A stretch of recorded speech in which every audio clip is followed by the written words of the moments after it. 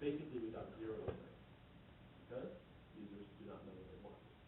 Users, it's our job to know what users want, not their job. So you can watch users, you don't like ask them like, how would you like a wearable device? I don't know. Make it red, you know? And so they just don't know what they want, you know? And the ones who think they do, that's like the most dangerous, because they're very vocal and they think they know what they want, but they don't actually do. And they may know what they want, but they definitely don't know what everybody else wants. So learned a lot about that. Learned it the hard way. Any other questions? I mean, we got to the crowdsourcing that other than on the friend that people would know that we are not doing it. So press helps a lot. Search engine optimization and YouTube helps a lot. I mean, we had like 560,000 views of our video. That helps a lot. And we only paid, we spent like, a friend of ours owns a company that does media buying, and he basically gave us some free media that was left over, just like $5,000 worth of free YouTube ads that we we don't have any money still. And so what we do is we just don't have any money to pay for advertising, and that helped us get things going, and then it just kind of exploded. And then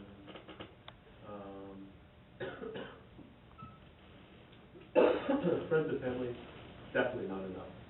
You know, like you either go nuclear and the campaign blows up, or it's like a cluster bomb and you just kind of pop, pop, pop, pop, pop, and you get like maybe $20,000 in backlinks, you know?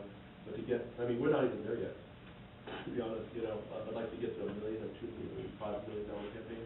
You need a significant amount of press. You need social media blow up. You need, you need support from lots of different networks, not just your friends and family. So press helps a lot, you know. If there's an interesting story, interesting product, people will write about that stuff. You know, people like to write about that. They don't want to write about the next Windows phone or whatever, you know. Nothing wrong with this story. Do you manufacture your products or do you outsource to some other company? Say again? Do you outsource your product or do you manufacture your product?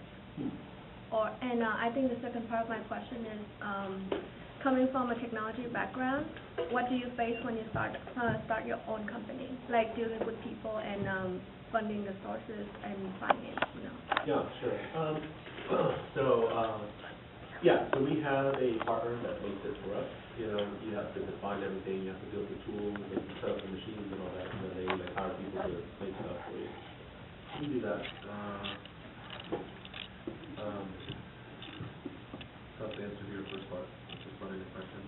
The second question was challenges for building a company having just a tech background. It's true, you know, I think if you're typecasted as a tech person, and you're like, I'm just a tech person, doesn't know anything, you need a business person. Like, well, so you might face that. I mean, I definitely face that coming out of MIT, you know, like, what else do I know, right? But I think over time, I think one can earn your way in, you know, and it's really how, and at the end of the day, the technology founder is the most important. It's like the more important of the two founders anyway. You know, like at least in Silicon Valley, everyone's looking for the technical founder. Like everybody else is the business founder. But the thing I would warn is just be really careful about picking your business partner. You know, like I have a rule generally that if I haven't worked with someone for at least 5 years, I don't want to work with them. I know it sounds like a crazy rule, but it's worked for me. You know, like I've always worked. You know, Sridhar, I've known him for 20 years since the end of high school. We were roommates in college, so there's a tremendous amount of trust. So people say you shouldn't work with friends, and I think contrarily, you should absolutely work with friends. In fact, you should only work with friends if possible. Because if it's not a real friendship, and if it's a real friendship, it should last the stresses and strains of business creation, founding business.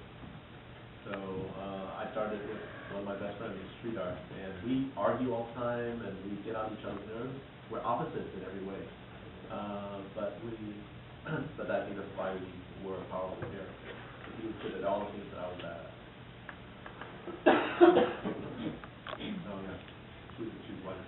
So you mentioned about trust as one of the biggest elements in terms of choosing your business partner. Yeah. Is there other category you're looking at? Yeah, so trust is a big one, but that's not like the only thing, you know. I would say complementation of skills is really good, or even better, complementation of personality. Like, has anyone heard of the Myers-Briggs test? You know, it's like a personality test. You know, it tells you whether you're like introvert or extrovert, or whether, you know, that kind of thing, right? And so like, and there's like 4 dimensions: introvert, extrovert, and then like sensing, sort of thinking or feeling person, and then like, you know, rules or no rules. And like, on all 4, Sridhar and I are. You know, it doesn't mean like, there's no good or bad, it's just who are you, you know? And so complementation is a good one. I think the other thing is stomach for loss. Okay, that's a big one. Like, can you deal with loss? Can you deal with tragedy and can deal with failure? Okay, like, we went, like, at Matrix, we definitely went to the point where we were not only zero, but we were insolvent in the bank. We were insolvent, okay, meaning like below zero cash flow. We used credit cards to pay for salary, and then we used our own life savings to pay for salary. So like, we did that by 2 or 3 months.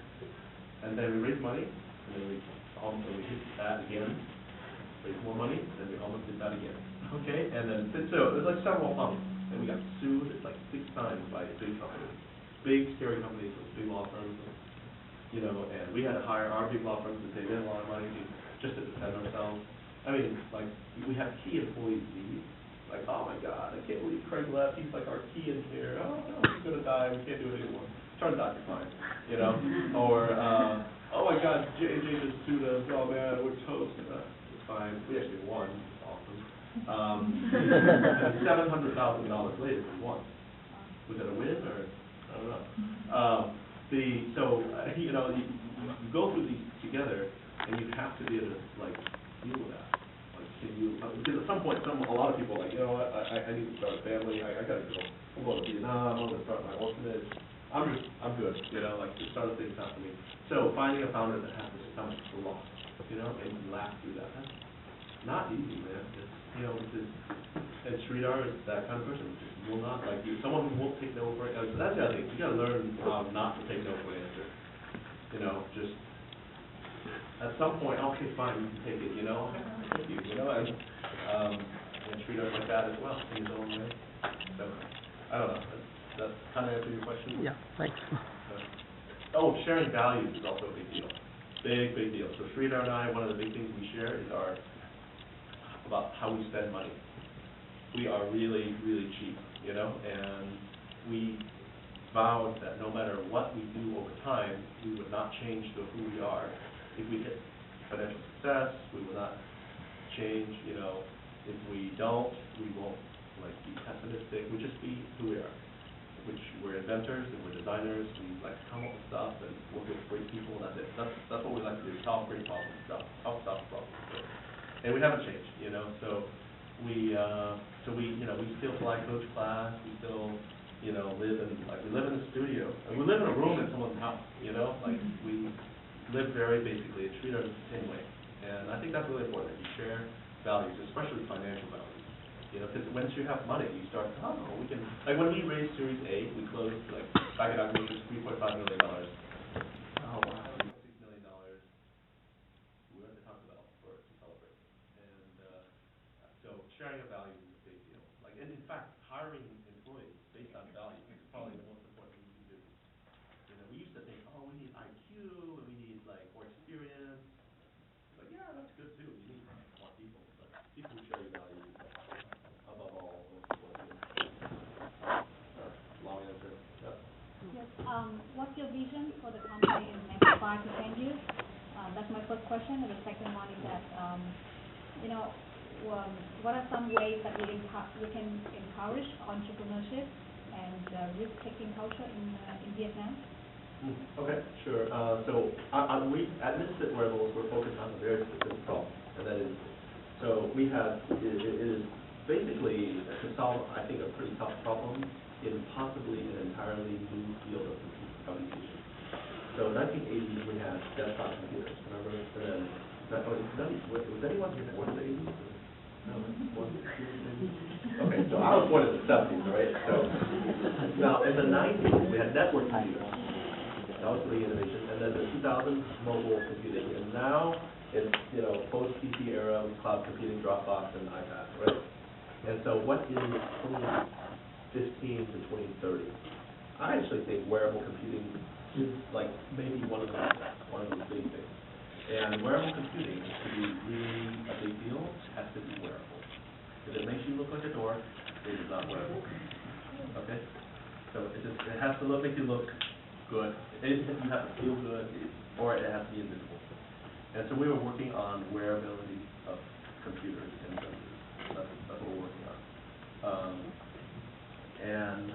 I don't know. I think it could be a big thing. We might be early. I don't know if it's very easy to be early with a tech startup these days, or just in general, right?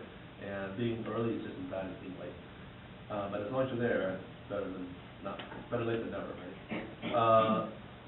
In terms of Vietnam, that'd be awesome if more and more. So I think one of the biggest things. Just back a little bit. We went to Vietnam because we had this belief that people in Vietnam can do more than just outsource labor. And so we're very careful about that. In Vietnam, our team in Vietnam is not outsource. We don't outsource. In fact, actually, I tell people we outsource to San Francisco from Vietnam. Okay, we get all the hardware engineering done over there. They're really good at that. But all the advanced research and data science, we do that in Vietnam. Because that's the only place where I can get Olympiad medal winners and ACM final team members who actually work with me rather than run off to Google, and make a 1% tweak to the Google engine. It's like, no, let's build something new here. So but I would say the one thing that's painfully missing, it's like, I wish we had more of this, and I think as this changes, man, there's going to be a revolution, in a good way, over there in terms of the number of startups and successful companies, and that's product knowledge, user knowledge. Okay, you have a lot of smart guys over there, a lot of smart women, great designers, but nobody knows how to make a product. It's the weirdest thing, I'm like, dude, that was the dumbest design. I can't believe you suggested that design. Like, why would you, make 3 screens for sign up? Why don't you make it one touch button? That's it, I didn't think of that. Well, use the product yourself and see if you like it. Oh yeah, it does kind of stuff. Okay. See? So these are very basic things. You don't need an Olympiad medal to design something like that. You just need just good common sense and getting used to products and being able to put yourself in users' shoes. I think that just comes with time. I think with one iteration of product development, I think people will get used to it. They're like, oh, I think I know how to think about products now. And then make another one, and hopefully Misfit, we can contribute a little bit. And we tell all the employees, like, please, feel free to leave and start your own companies. We'll support you. Do it, because if that's what you want to do anyways, you should do it, And hopefully they will take with them some of the product thinking that they had at Misfit with them. We're not the best product people necessarily, but I think we've done it before, so we can bring. And so to answer your question, how can we get entrepreneurship to happen in Vietnam more? Well, go join startups, go join companies, learn how to build products, go back, bring that knowledge with you, teach people how to do the product, consumer products. We're doing consumer products, but even non-consumer products, I think people would love to learn how to do them. But bring your consumer people, make things easy, make things intuitive. So in terms of knowing how to program and design, hands down, there's more talent over there than at MIT, So it just has to be harnessed. All the talent has been building Accenture websites and building someone else's product for years, but that doesn't develop product knowledge. That's just like, hey, do this, hey, no, do that. No, do this. That's the interaction right now. It's lame. No one learns that way, But if the interaction is more, we need a good fitness tracker. Make it. Here's the money, go make it. That, and then if the output can be a great product, all right, that'll be much more, I think, helpful for the entrepreneurial community. There would be a market for more maturity. Sorry, long-winded answer.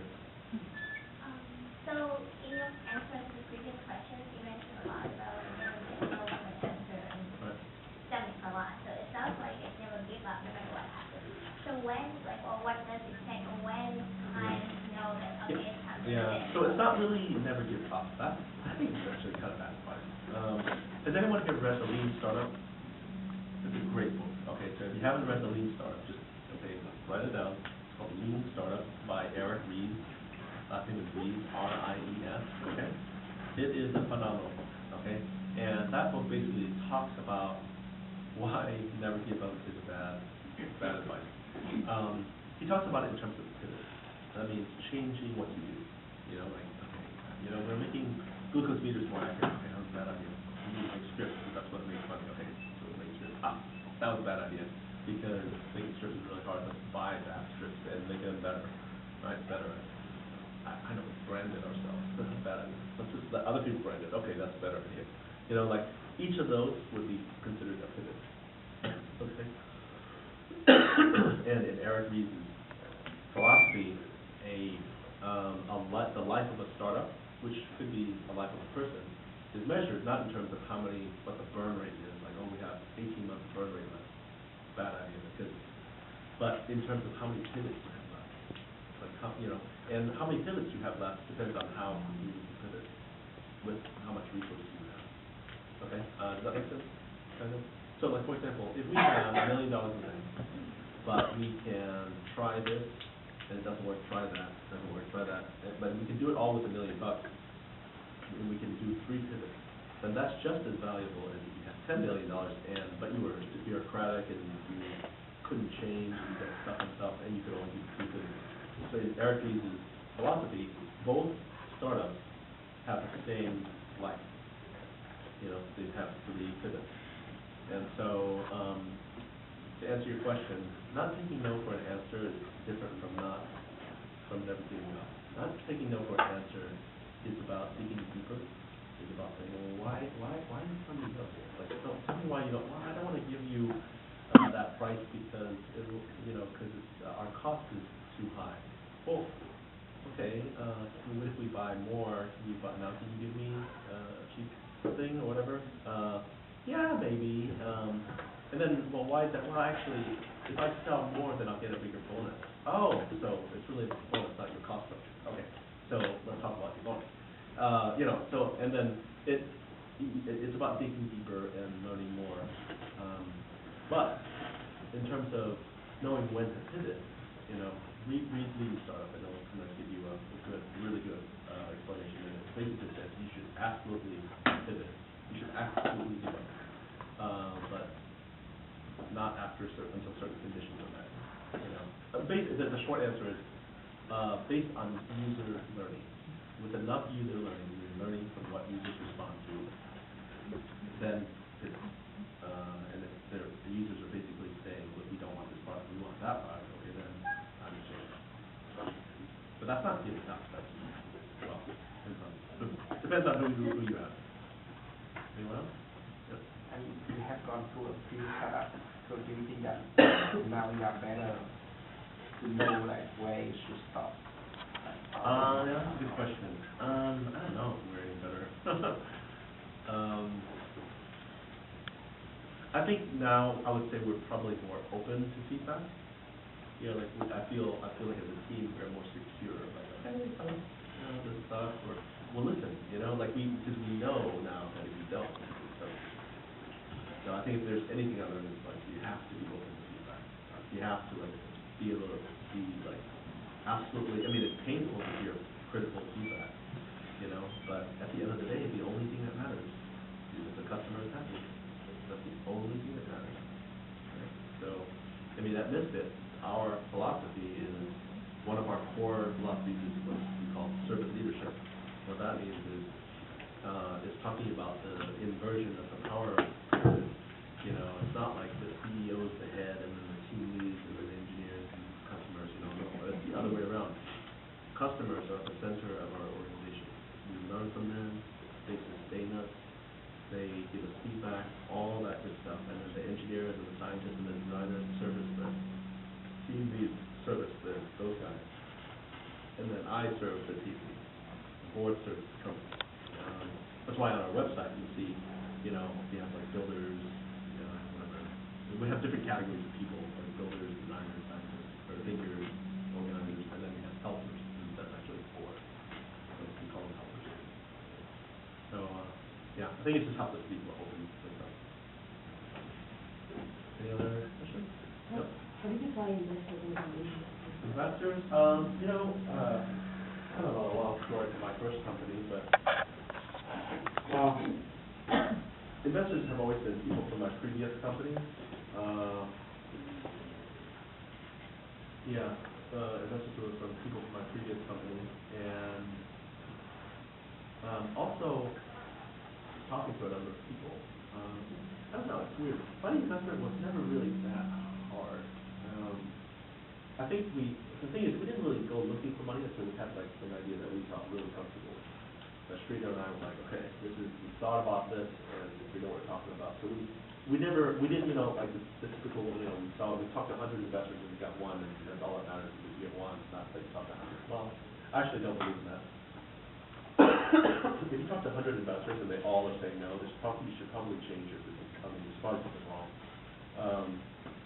You should talk to like 5, friendly, good investors, and if they're all saying, okay, seriously, stupid idea, then talk to some customers, potential customers, and then they say the same thing as, well, maybe we should reconsider. That's wrong with that. Sridhar and I went through 3 completely different business plans, and then we got to study. And even then, we had like 3 massive pivots later within the next 4 years. So, advice in terms of funding, if you guys want to do stuff, crowdfunding, awesome. It's harder than it looks though, like you could probably raise a few $100,000 if you're good. Okay? If you can if you can execute well and have a great concept and,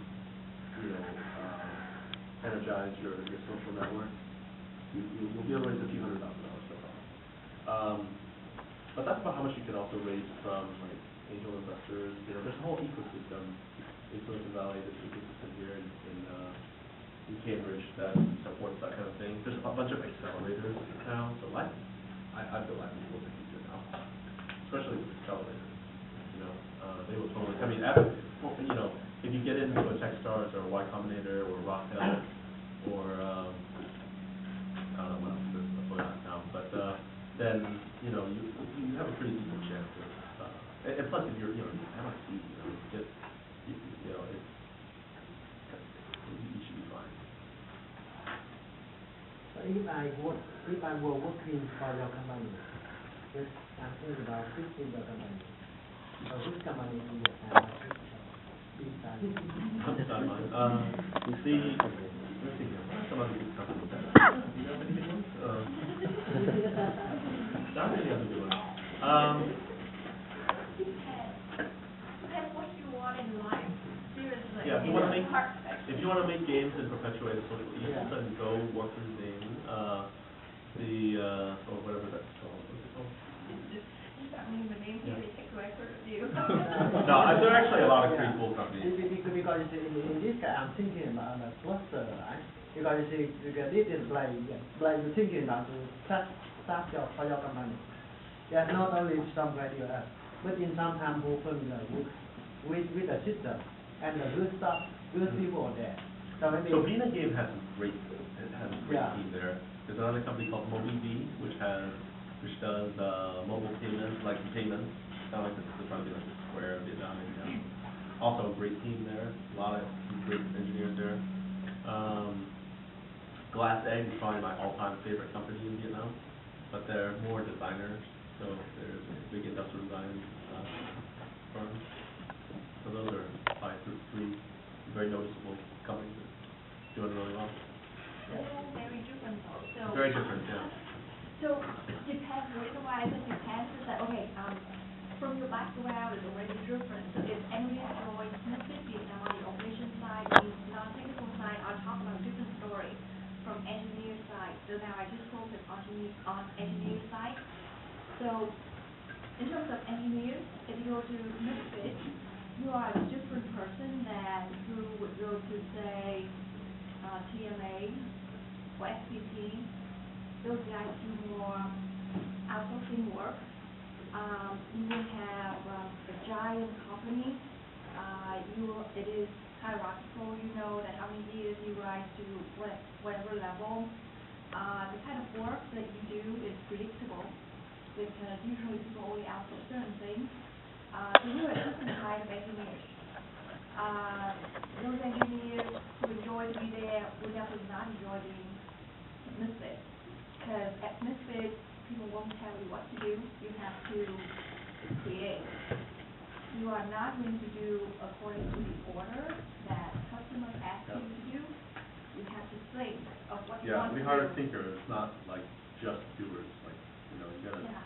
So somebody feels comfortable at TMA or FPT will not feel comfortable at Misfit. And those are great companies. I mean, yeah, it's a but different right, company. they're just different kind of engineers. So it's hard to say. So that's one thing. The other thing is that there are engineers, especially software engineers, more into internet, into building our community, that kind of skill set. We are more into hardcore science, especially with the data science team. Means Yeah, more data science, like math, be good at math. Yeah. I mean, a while back, we were joking, but we didn't actually interview anyone unless they had an Olympiad medal, but that's not true. It's not true. Half our guys have it actually, but it's basically folks who love algorithms and good at that, and like to kind of explore, curious people. So we basically forced everybody to learn. So like so we'll do iOS, and the same team will do Android. So we got them, so we're expecting because the brightest of the brightest want to learn and are curious. So we want to feed that. So we have 20% time. So 20% of your time you work on whatever. You work on Misfit Labs. So there's labs.misfit.com, which will publish your own app or web service or whatever you want to do. We support it. Basically finance it. And then if it's good enough, then we'll publish it. And the team self-organized basically on that.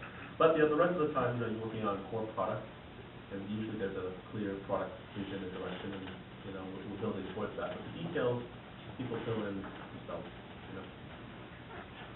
And I say a little bit about operations because people for operations side we non-technical.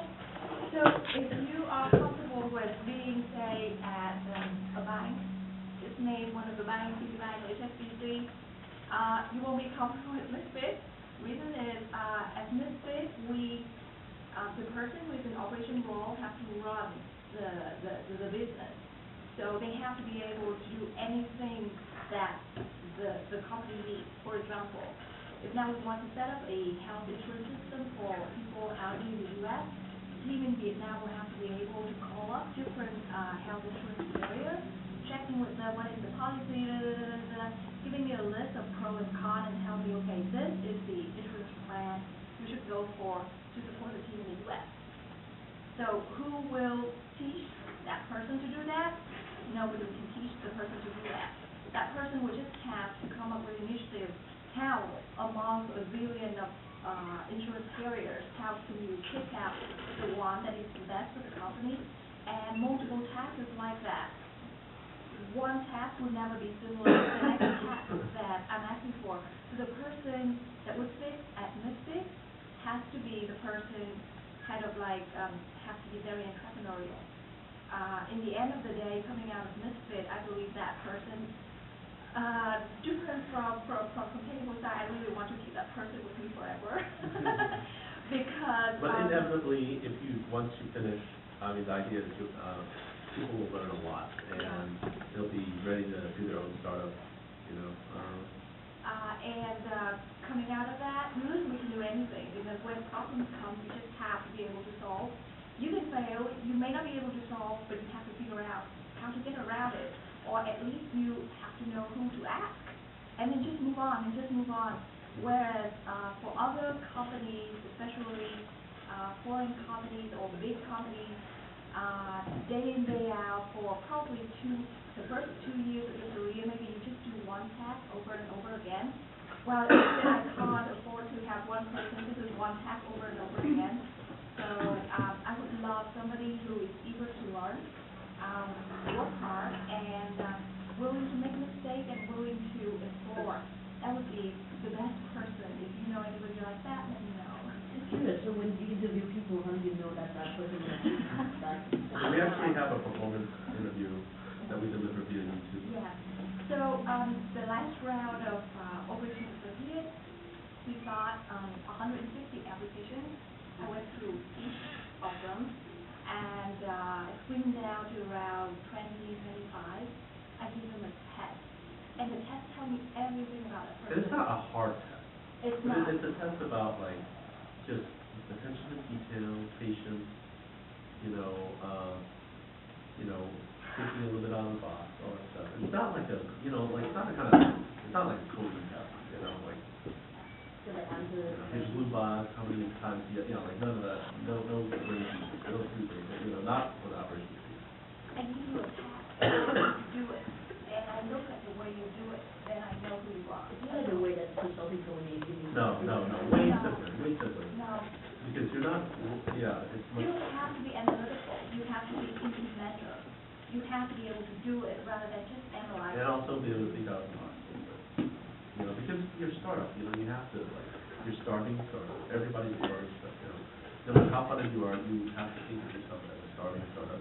Now what are you going to do? You have no resources, now what do you do? And there's always a way out. There's always a better way. You just got to think a little bit more, and then off they come to you. Anyway, put in your resume and you know my Any other questions? I mean, we don't want to make this a recruiting thing, all right? I mean, as much as, What about opportunities for business or MBA graduates who don't really have technology or? So that's the side I mentioned operations. I think Operations operations is like in general because we service all the departments in the company. So whatever that is not engineering related is on operations. So just like any other department is listed, we're very selective. We do not want to have a big team, but one person will have to be the real person and will drive it. I will post the job ads pretty soon, so I will let VBCOOL know, because they have been helping me a lot, especially with schedule.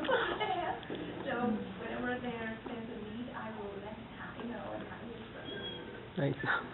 I mean, generally, like right now, we're recruiting mainly people. So if Vietnam is in your future and you want to be there, and you really want to be in Vietnam, then it's probably a good fit.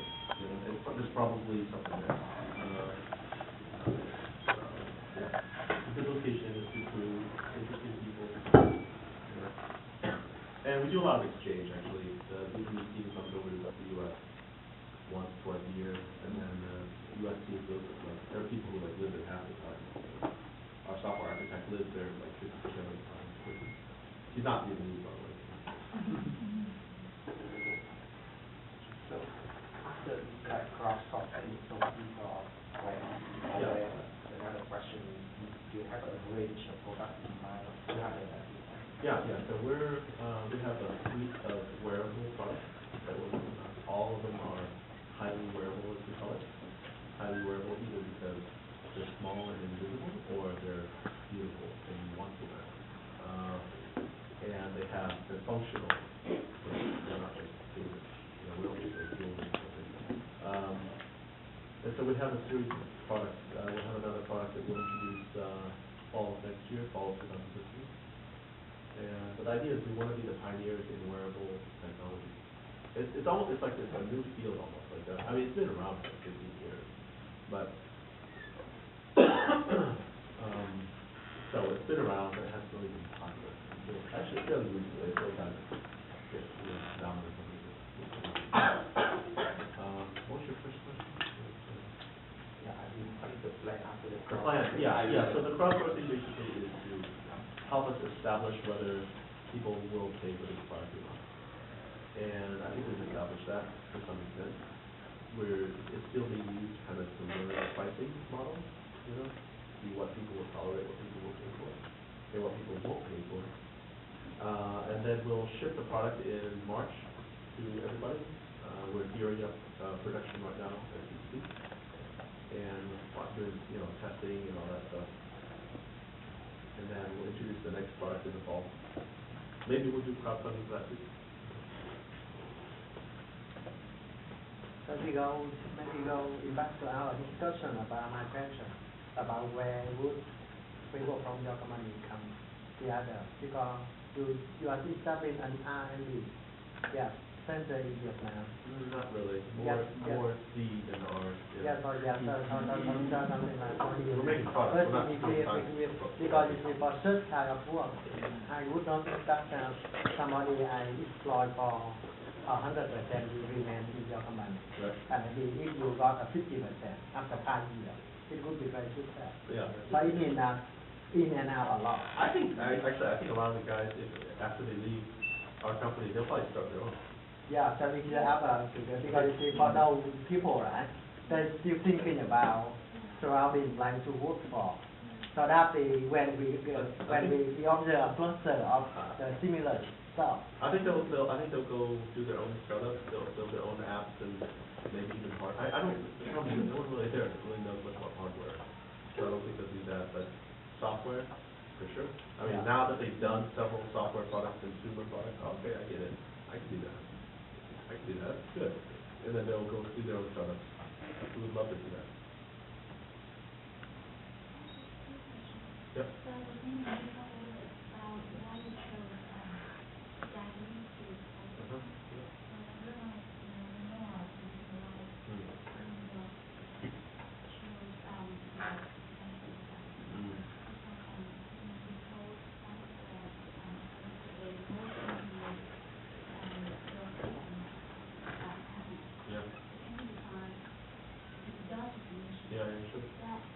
Yeah. Yeah, sure.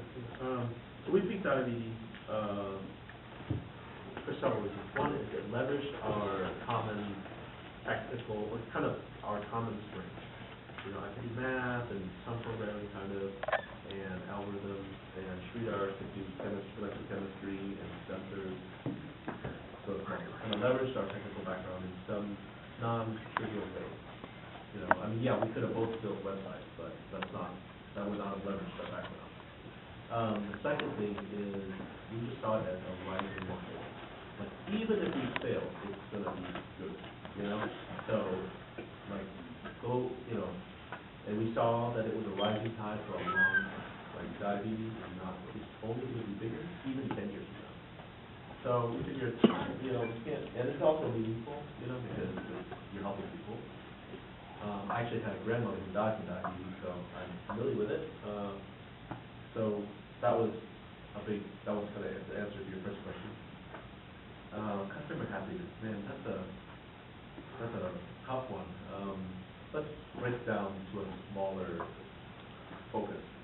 Let's say if you're talking in the world of software, you can at least measure that.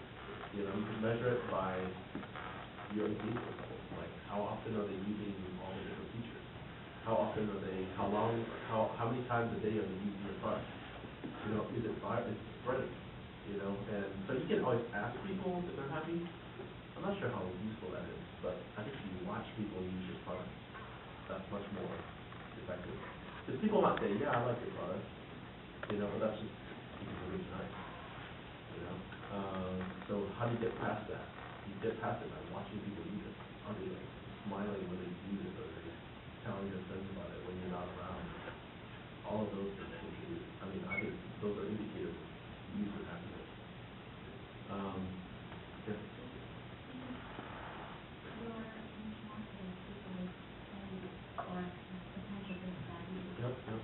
So I think about that. So user forums, like people will express their content or discontent on Twitter these days. You can collect a lot of that information. One of the best things to do in terms of finding out what people are not happy about, to be lean and to here's one way of starting a business very, very cheaply. Go find what your competitors are going to do. And you have to have competitors. If you don't have competitors, that means you've not researched enough. Okay? There's no way you don't have competitors like this. Okay? So find what you have to have at least 3 or 5 competitors. Okay? Everybody has 3 or 5 competitors. Find out what they are, and if it's a consumer product, for example, Go to Amazon and read all the reviews. That's what we did. We read all the reviews from Fitbit and the Fuel Band and all that. We read 3,000 reviews, all of them. You know, and you know how at the bottom it says stage 1, 2, dot, dot, dot, you know. With Fitbit, it goes up to 168. And we read all 168 reviews, and some of them. And so we really understand what people hate and don't like, and love and don't love about these business products. And then learn from that, you know, and try to avoid that. And then when you come up with a product and people write reviews, use those. I mean, there'll be a lot of channels, you know. There'll be like worry metrics, so there'll be like analytics that you can do based on usage of your software. There's forums that people talk about the product anonymously. There's reviews that they do. There's also surveys that you can ask for people. There's a lot of ways you can find it. Customers are usually not shy about telling you whether they're happy or not. So, yeah. Any other questions? So you mentioned a little bit about choosing how your co-founders Yeah. work. So like you had your best friend that you've known for years and before you get started with versus it was 5 years and that's right. Yeah. So other people who are not that fortunate to have like the friends who But, are paying yeah. all those requirements. What Yeah, what yeah. do those- I would say, yeah, how do you test it, right? I mean, like, Yeah. values is a good one.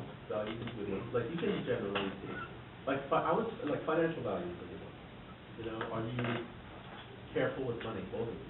You know, that's a good one. I mean, that's, like, true for, like, finding, like, your spouse and stuff, right?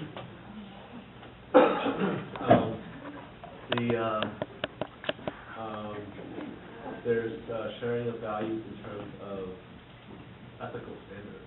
You know, like what will you do, what will you not do? Like at Misfit, one of our principles, so one of the first, I told you about one of the principles is servant leadership. That means the leaders serve, not the other way around. They don't get served, they serve. Another kind of foundational value that we have is to be a misfit, which is to fearlessly break the rules, but only for good reason.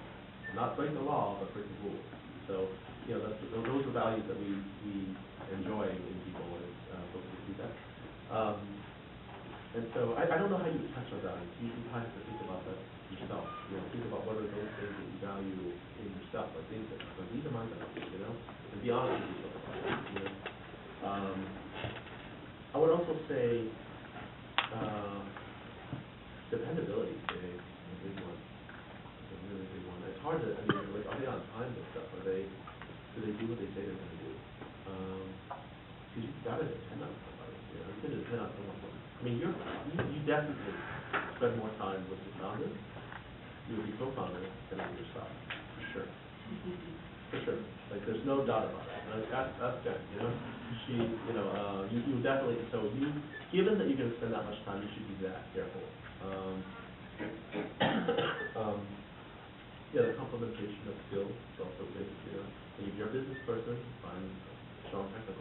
Although I've seen teams with like two strong business people, and that they outsource stuff and that they make it work, you know? But in those teams, like I'm thinking of one in particular, they're both 2 MBAs. Wow, that's okay. But they had very different focus, and you know, one was kind of more product oriented, the other was more sales oriented. Great. In those things, do people usually have people that idea first and then go out and find a partner or business partner, or like do they try to find a person who I think it depends. I think the best thing is I would generally stay away from the following situation. You know, you find someone, you have a really cool idea, I want to work with you. You know, ideas, I'm telling you, there's a lot of good ideas out there. A lot of good ideas out there. There's so many ideas that, you know, like I have to like ignore them sometimes, or I'm like, oh, I'd rather do that, you know? No, I'm going to do this. Like, there's too many good ideas. And there are too few teams that know how to execute. Like, execution is what you know, so here's a good, very concrete answer. If you can find someone who you think you can execute well with, you know, and that means doing all the boring stuff with. Like, someone's got to set up payroll, someone's got to open bank account, someone's got to write the check, someone's got to produce business cards, you know, like that's not maybe super fun. right? But someone's got to do that. And executional excellence is probably one of the most important things in a, I think, for founders. So hard to find. There's so many dreamers out there. Visionary, it's like, that's the last person you need. You don't need, I don't know. Maybe I'm jaded, but like, there's plenty of visionaries out there. They see vision. Good. Well, we need to, I mean, just as long as you don't have a bad idea, have a decent idea, a great team, and you'll be fine, because you're going to change it anyway, right? But it's okay if like one founder is more kind of like visionary than the other. That's okay.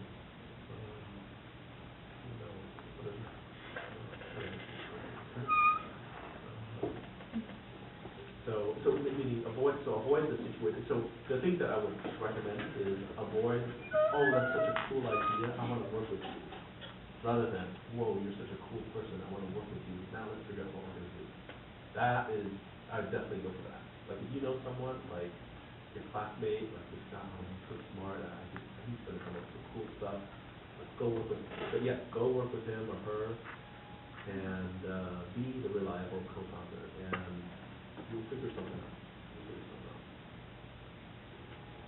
Because when that's the good idea you thought was actually really stupid. What if there's like 19, not that there's, okay, it's okay if there are 19 competitors, but what if the 19 competitors are just really good?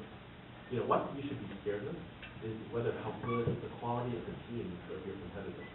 So like, I always talk about that, like we talk about like our competitors' team, and we watch their team. Like, what are their teams made of? Oh, they're just a bunch of like designers. They've never manufactured products before. Okay, I'm not saying that team, but like they're basically going to have a product we call it in 2 years.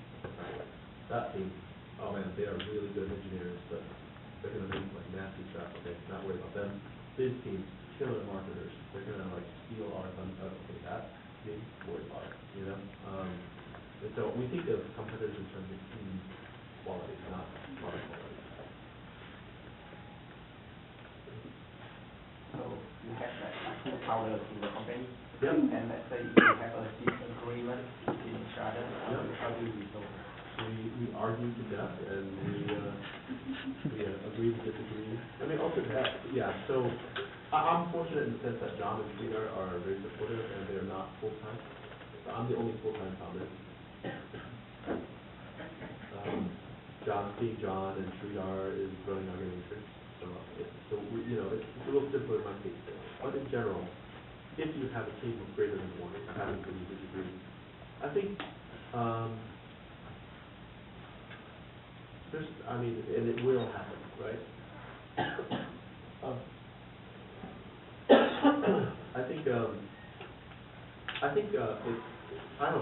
don't know if I have a good answer to that, other than with Sridhar and I, when we disagree, we always listen to each other.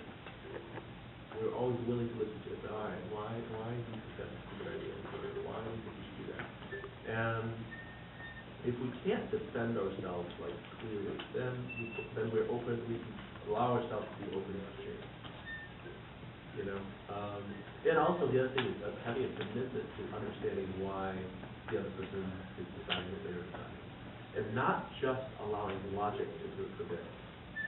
Okay, so sometimes Sridhar might not, or sometimes it's often the case, I don't want to do something, not because I have a good reason, but I just don't want to do it, or I don't like it. And then Sridhar's like, okay, all right, so you don't like it, well, tell me why you don't like it. Well, I just, it's kind of boring, I don't want to do it. Okay, all right, that's why you don't want to do it. Not because you have a good reason, because it's boring. Then he understands who I am, and he understands where I'm coming from, and then we can come to an agreement based on that understanding. But if he never asked that, if he was never curious to ask me, well, why do you not want to do that? Then he would never know, because maybe I didn't know that was the reason, but he had to ask. So it's about that inquiry,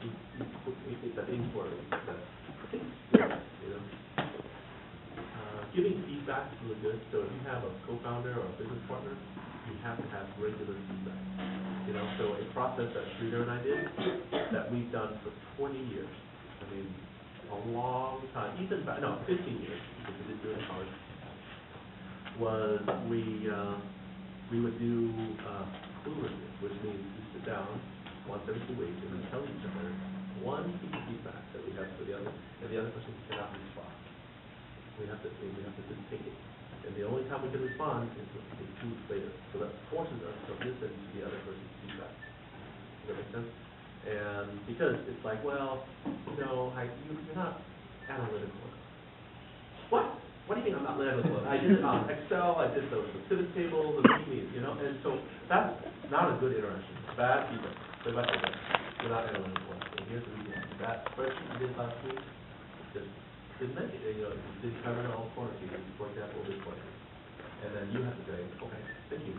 Let's think about how to work on that. And then 2 weeks later, you've had 2 weeks to think about it.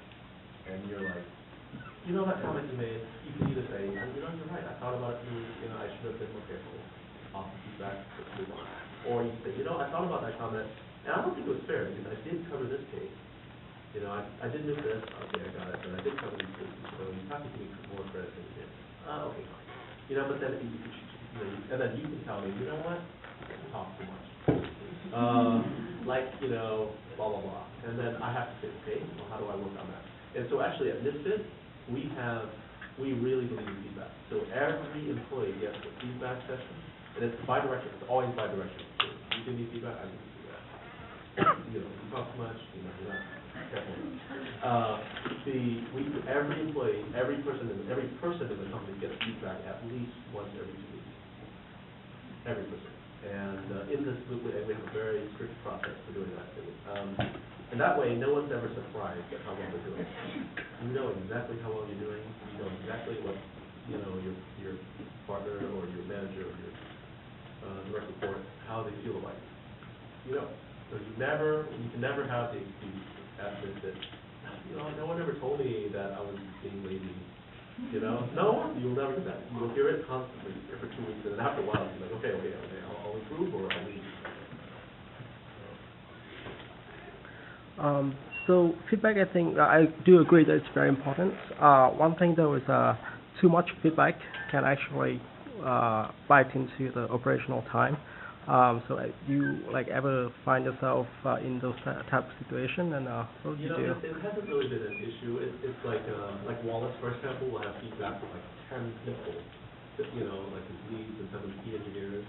So he has literally 10 feedback sessions every 2 weeks. It's almost literally an hour a day. 10 days, 2 weeks, right? So literally 12% of his time is dealing with feedback. Assuming he works 40 hours, which is not the case, he works so it's actually 6% of his time. But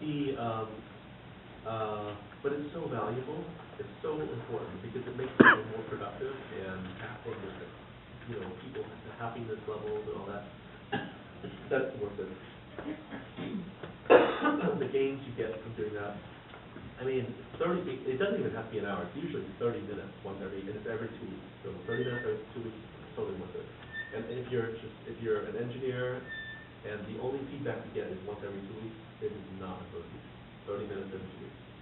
So I highly recommend it. I'd recommend it just as a personal life process for you. If you have a good friend and you have the courage, ask your friend, hey, do you want to do a feedback session with me every 2 weeks?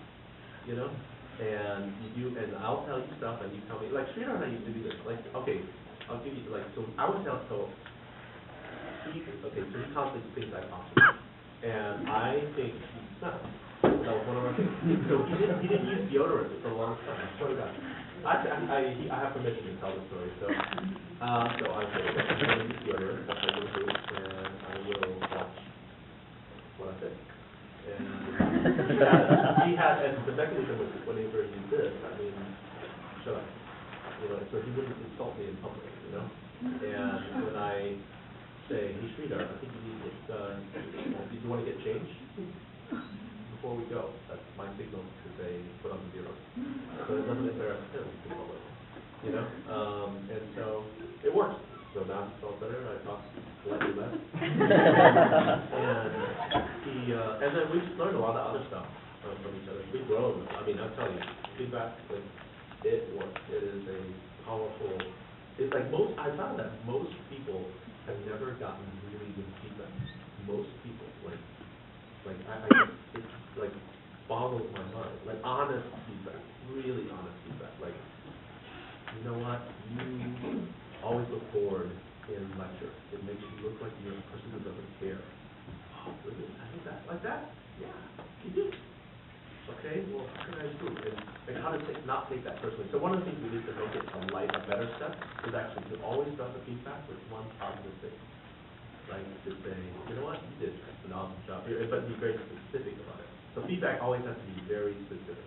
Like, you know, like you are like, you have an awesome sense of fashion. You look great. You know, man, I love. Okay.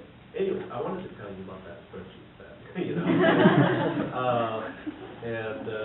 you know, and then okay, I got some good, I got some bad. Okay, I'm gonna work. I have something to work on. You know. You're just sitting here. Yeah. Yeah. Yeah, so right now you are the only distributor of your product. So I'm just curious if you have you ever thought about placing your product at stores like Nike or you know, Puma? Because people who buy like those products would go to yeah. shop. So our products are not released yet. Right. So we're shipping in March, and it'll be available in retail in April. That's the plan. So you'll definitely see it in retail in April.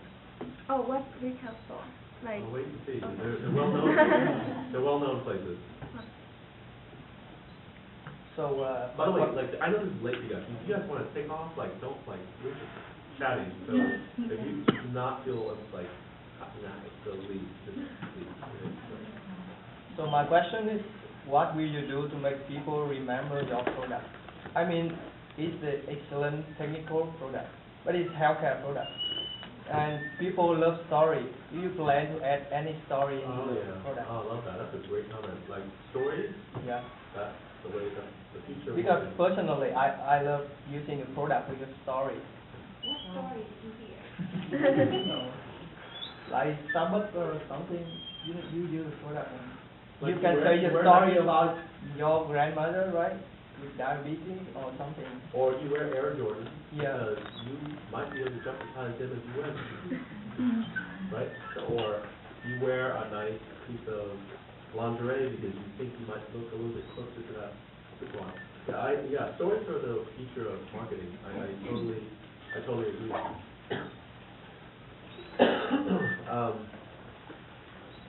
You know, it reminds me of a quote from Maya Angelou, where she said, people will forget what you tell them, people will forget what you do for them, but they will never forget how you made them feel. And so, the stories you can tell them, people, how you make people feel with your product, that is the essence of what will make a memorable product that will have lasting impact, you know. And so, we have a pretty cool campaign coming up soon that captures some of what we talked about. Because we don't talk about technology. Like, if you look on our website, I don't think the word technology ever appears on our website. If we're going to be technical about it, it's called out. That's right. That's part of the video. But I don't think we ever use the word technology in our website. And in fact, we don't even have the word medical on our website. Anyway, yeah. So I'm with you. Stories and feelings. That's what people remember. That's the product. It's not like we're lavish or something. So we don't talk about. It's funny. Like we have all this data science and sensors people and all this stuff, but we hardly ever talk about the science behind it because the users don't care. They just want it to work. They want to feel good. So, and in fact, one of the dreams that we talk about is we dream of a future where we make a product that is so compelling that you'd wear it, even if it didn't do anything for you. Okay? And so we have 3 different teams. You know, one team that is the design and hardware and mechanical team. Their mandate is to make the product so compelling that you would wear it, even if it didn't have any sensors in it. And in fact, we asked people, you know, we asked several dozen women, you know, would you wear this? If it didn't, you know, and they're like, oh, cool, and then the lights turn on, and, oh man, that's amazing, you could wear it here, you could wear it as a necklace, as a wristwatch, you know, whatever. And would you wear it? Would it, you know, well, what does it do? Nothing, it just, you know, it looks, you know. And, about 80% of women we've asked, like, thought about it for a second. And said, no, we would wear it, okay? Meaning they thought about it. The other 20 didn't think about it. They're like, of course I would not wear it, okay? But then about 20% of the, said that, actually I would wear it. I would, it's so cool, I'd totally wear it. About 15 to 20% said they would wear it, which is pretty astounding from zero, right? Because then we switched the question and said, would you wear this? If it didn't measure anything. No, of course not, you know? But no way. So I feel like we've made a little bit of progress, a little bit there. And someday, hopefully, there will be things that we make that, by the nature of the product, that's too much for it.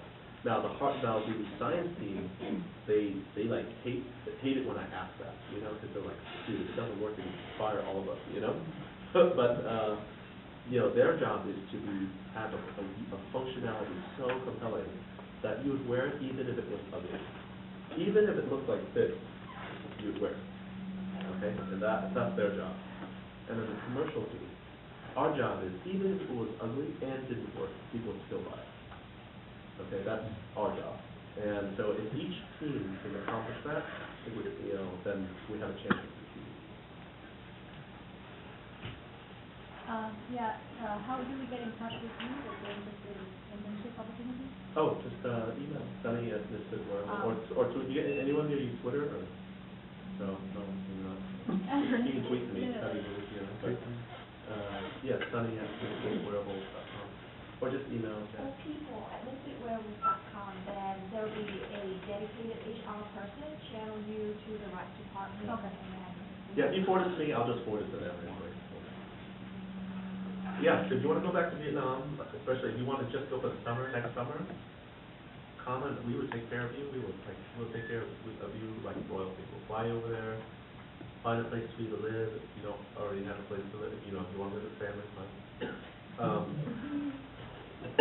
We bring food in every day. It's pretty good food, and you don't need English classes obviously, but everybody else gets English classes, and all the best equipment, you know, everybody has internet, some sort of whatever they want, and we even subsidize them. Well, not maybe not anytime, but for employees, we subsidize an iPhone, so everybody gets an iPhone. And especially if you are in the technical side, because we have interacted between Vietnam and US teams, it's pretty common that once in a while you have to fly over to the US, stay here for a month or two, and work with the US team. Yeah. So if you really love to go back to Vietnam, but do not want to lose the connection Yeah, if with you this like being weather, in both places, then yeah. yeah, San Fran and, I mean, pretty much every, well, I don't know if everybody, a lot of people in the company do a trans-Pacific flight at least once a year. So,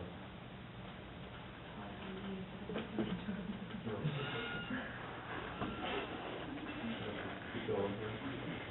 Any other questions? I know, like, we're getting kind of late here. Yep. One more question. So when you develop the product, right, at which point you get, like, you hire more people, like, to work with all these, like, social media strategy? Yeah. Well, we should probably do more on that now, but, you know, but we haven't. So, you know, we'd like to find more people in that area. You know, in San Francisco, we have very limited hiring. You know, we're on a tight budget, so we only have like a handful of openings there. Like we have one data science position open in San Francisco.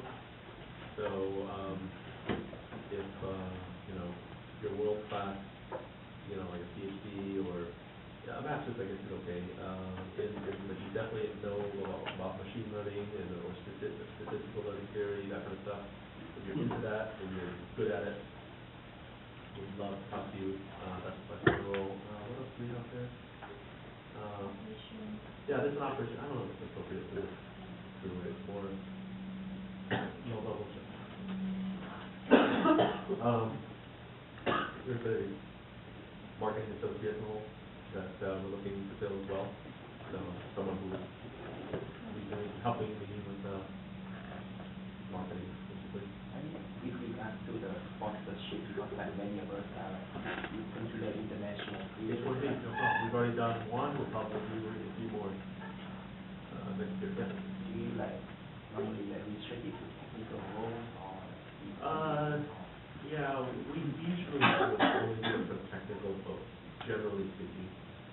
Although it's not out of the question to do a non-technical. I mean, again, it's about finding a good match, you know, and being able to justify it to the increase to, like, sorry, I can't find anyone that have a higher root person, you know? Usually we have a lot of very good people out of Vietnam as well.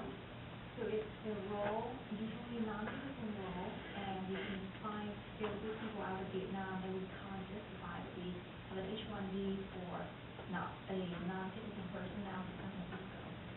But for example, if you are like super talented engineer, clearly world class, and you want to stay in the U.S. and there's a role in the U.S. like that, then definitely H-1B in terms of capacity or benefit, we don't have any problem. But in terms of whether it makes sense or not, then we have to justify. Yeah, it's definitely fun. I mean, we've already done walls, so we didn't want to talk about that. I have a last question regarding the chat. This is a great device to help guide verification and authentication. I have a question about in the future, is there any possibility you add one more function into device to measure like level of antioxidant in the human body? Because the number is pretty critical. I think it can help like young people to prevent cancer. Yeah, well, if we have a way of doing some, if it's a interesting market opportunity, and if we have a way of doing it in a wearable context, then yeah, for sure we'd be interested. But the diabetes thing was my last company.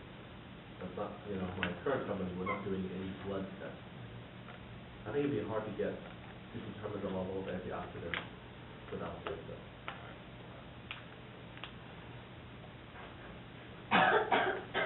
So, no wet chemistry right now.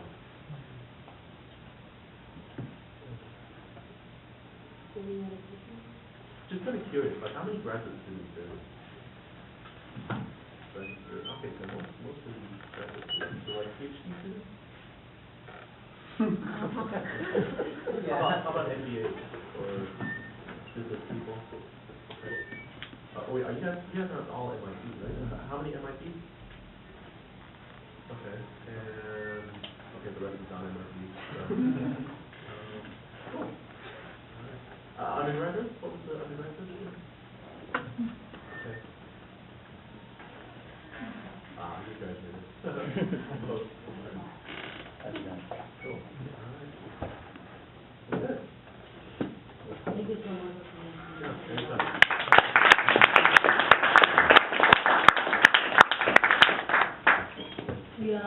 For VBCOOL, we're going to have the next event on January 26th, and we invite a corporate manager from Wearables Management, and he's going to come and talk about how to adapt and work in a physical way, because in background working in the